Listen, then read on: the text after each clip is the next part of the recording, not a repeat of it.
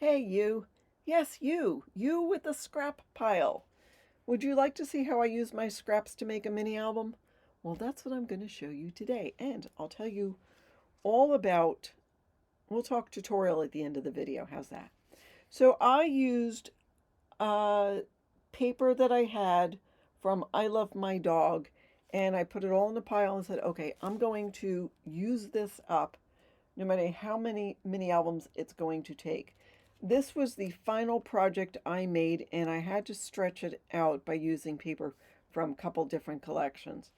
There was this cut apart that said, "Hey, you," and I just thought it was so adorable, so that is why it is on the cover. This mini album, by the way, measures 3.5 by 4.5, and it's got an 1.5 inch spine. Inside, so this is where you can see, this is from Doodlebug, but I thought it coordinated nicely, so I used it. I did use stickers from the I Love My Dog where I could, so I could use up the stickers. Inside this front inside cover, I have a little folder so you can add some photos of your favorite furry friend there. I mean, gosh, aren't they cute? And that says good dog. The dog is saying good dog. You know, he knows. This is a good spot to add a photo. The next page has a couple of pages that will open up. So there is flaps on here. You could add small photos if you have it, or just leave it as a, and then add a bigger photo right there. Here is another cute dog sitting there waiting to see what you've got. And it says, "The road to my heart is paved with paw prints." Aww. Aww. That was a cute 3x4 cut apart. And I've got another cut apart here. It's yummy treats. I mean, wouldn't it be cute to put a picture of the dog waiting for some treats on there? It says, "Pets leave paw prints on your heart." To stretch out the paper, I use some solids. I couldn't tell you if this came from, I think it did come from I Love My Dog. Because, I put it in a envelope and try to use it up, and that's probably how I used it up. A house is not a home without paw prints. So this one, it's the same as this, but I had this cute cut apart, or ephemera, I guess, that was perfect to put in there. So there is that page. This was a border strip, I think, or was it a page that went like that? You know what? I did it earlier in the month, so I don't remember. Without my dog, my wallet would be full, my house would be clean, but my heart would be empty.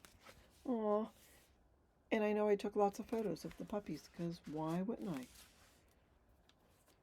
And now our last page has this adorable, handsome pup.